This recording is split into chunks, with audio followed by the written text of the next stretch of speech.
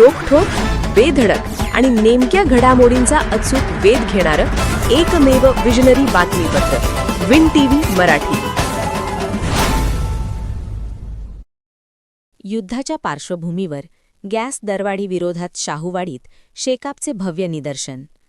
Iran, Israel, America युद्धाच्या पार्श्वभूमीवर केंद्र शासनाने घरगुती गॅस दरात 60 रुपये आणि व्यावसायिक गॅस दरात 125 रुपयांची केलेली वाढ ही सामान्य जनतेची लूट आणि फसवणूक असल्याचा आरोप शेतकरी कामगार पक्षाचे कॉम्रेड भाई भारत पाटील यांनी केला.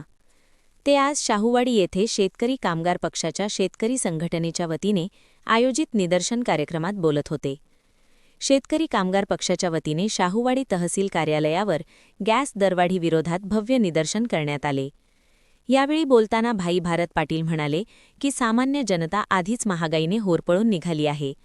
अशा परिस्थितीत गॅस दरवाढीचा थेट फटका सर्वसामान्य नागरिकांना बसणार आहे.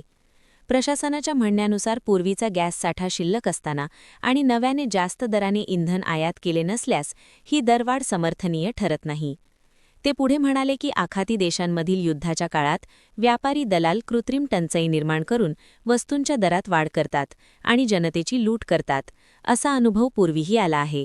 त्यामुळे शासनाने तातडीने सर्व गॅस वितरकांची बैठक घेऊन योग्य सूचना कराव्यात. कृत्रिम टंचाई होऊ नये, साठेबाजीला आळा बसावा आणि जनतेची लूट थांबावी यासाठी प्रशासनाने योग्य खबरदारी घ्यावी, अन्यथा पुढील काळात तीव्र आंदोलन छेडण्यात येईल असा इशाराही त्यांनी दिला. या निदर्शनानंतर शाहूवाडीच्या तहसीलदार सीमा सोनवणे यांना निवेदन देण्यात आले. या आंदोलनात राजाराम मगदूम, राजेंद्र देशमाणे, सुरेश माऊटकर, अनिल कांबळे, शामराव पाटील, आनंदा पाटील, दत्ता पवार, शौकत हवालदार, संतोष पाटील, रायसिंग पाटील, तुकाराम पाटील, नामदेव पाटील, अरुण पाटील, शिवाजी जाधव, दत्तात्रय कदम, आनंद पाटील आदी कार्यकर्ते मोठ्या संख्येने उपस्थित होते. विन टीव्हीसाठी शाहूवाडीहून नथुराम डौरी. तालुक्यातल्या नागरिकांच्या वतीनं गॅसच्या पुरवठ्याबाबत दरवाढीबाबत निवेदन द्यायला आलो. सरकारनं इराण, इस्रायल, अमेरिका युद्ध सुरू झाल्यानंतर सरकारनं सांगितलं की आमच्याकडं पुरेसा गॅसचा पुरवठा होणार आहे, आमच्याकडं पुरेसा गॅस शिल्लक आहे, इंधन शिल्लक आहे आणि लोकांना आम्ही कोणत्या पद्धती गॅसची टंचाई होऊ देणार नाही. असं असताना शासनानं 5व्या दिवशी गॅसचे दर वाढवले. म्हणजे घरगुती गॅसचे 60 रुपये सिलेंडर आणि व्यावसायिक गॅसचे 125 रुपये सिलेंडर. सरकारने गॅसचं बुकिंग बंद केलेलं आहे. म्हणजे सरकार एका बाजूला जाहीर करते आम्ही पुरेशी तयारी केली आहे, आमच्याकडे गॅसचा साठा भरपूर आहे. असं असताना बाजारामध्ये गॅसची टंचाई आहे. मोठ्या प्रमाणात घरगुती गॅस 1600 रुपयेपर्यंत आणि व्यावसायिक गॅस 3000 रुपयेपर्यंत सिलेंडर दर झालाय काळ्या बाजारचा. मग काळ्या बाजाराला मिळतं, लोकांचं बुकिंग बंद आहे. आयत्या लोकांनी काय करायचं, घरोघरच्या चुली शासनानं बंद केल्या, अनेक ठिकाणी उज्ज्वल योजनेतनं गॅस दिला. मग आता त्या लोकांनी आयत्यावेळी काय करायचं, छोटे छोटे व्यवसाय बंद पडायला लागले. छोटे छोटे व्यवसाय बंद केल्यामुळे ते व्यावसायिकांचा जरी त्यांचा व्यवसाय बंद झाला तर त्याच्यावर काम करणाऱ्या लोकांच्या उपजीविकेचा प्रश्न तयार झाला.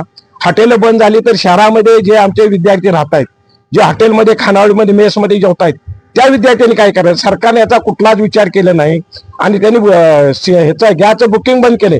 बुकिंग बंद करणार होता, आम्हाला 30 दिवसांना गॅस मिळणार होता, तुम्ही अगोदर आम्हाला जाहीर काही केलं नाही. म्हणजे सरकारनं यामध्ये कोणतीही युद्धपूर्व तयारी केलेली नाही. सरकार हे सांगतंय, फक्त भोंगळपणे सांगतंय. सरकारने याच्यामध्ये उलट असं केलं, युद्धाच्या 5व्या दिवशी तुम्ही दर का वाढ केली. जर आपल्याकडे पुरेसा साठा शिल्लक आहे असं आपण म्हणतोय, तर तुम्ही अजूनही परदेशातला आपल्याकडे महाग आलेलं गॅस आलेलं नाही. असं असताना तुम्ही 60 रुपये घरगुती गॅसचं दर आणि व्यावसायिकांचे 125 रुपये वाढवले.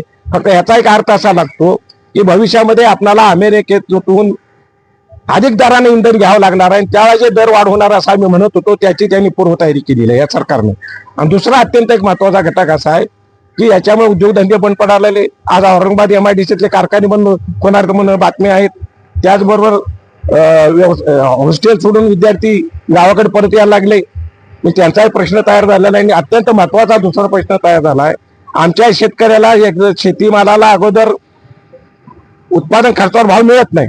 आणि असं असताना मोठ्या प्रमाणात आमचा कांद्याचा जो शेतीमाल, द्राक्षे, आंबे आज ज्या ठिकाणी जायला लागलेले आहे, तो बंदरावरून आमची निर्यात होत नाही. अनेक कंटेनर बंदरामध्ये जाऊन अडकलेले आहेत, अनेक कंटेनर मोठ्या जहाजामध्ये जाऊन अडकलेले आहेत. मार्केट कमिटीमध्ये आमचा माल पडू नये आणि मार्केट कमिटी जागा शेतकऱ्याच्या दारात माल पडू नये. शेतकऱ्याचा माल हा नाशवंत माल आहे. सरकारने याबाबत कुठलीच आम्हाला सूचना दिली नाही, कुठलीच पूर्वतयारी केलेली नाही. नुसतं घोषणाबाजी, भडकबाजी आणि हिंदू राष्ट्राच्या कल्पना असल्या काही फालतू कल्पना म्हणून लोकांना फसवायचं चाललेलं आहे.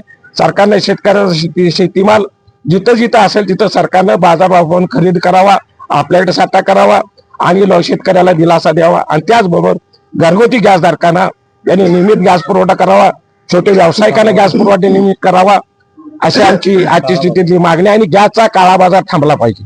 आमची आजची माझी मागणी आहे की कलेक्टर सांगतायत आम्ही तुम्हाला गॅस घरपोच करू, आणि घरपोच करू असं ते घरपोच मिळत नाही.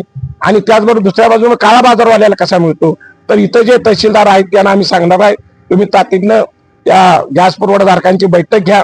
या बैठकीमध्ये गॅसचा रोजचा रोज तुम्ही हिशोब घ्या, रोजचा रोजचं बुकिंग बघा, आणि रोजच्या रोज कुणाला देतात हे पण तुम्ही तपासलं पाहिजे. अन्यथा आम्हाला ही परिस्थिती अशी राहिली तर पुढल्या आठवड्यात मोठं आंदोलन करणं भाग आहे. आणि याच्याबद्दल संपूर्ण भारतभर शासनाच्या विरोधात असंतोष आहे.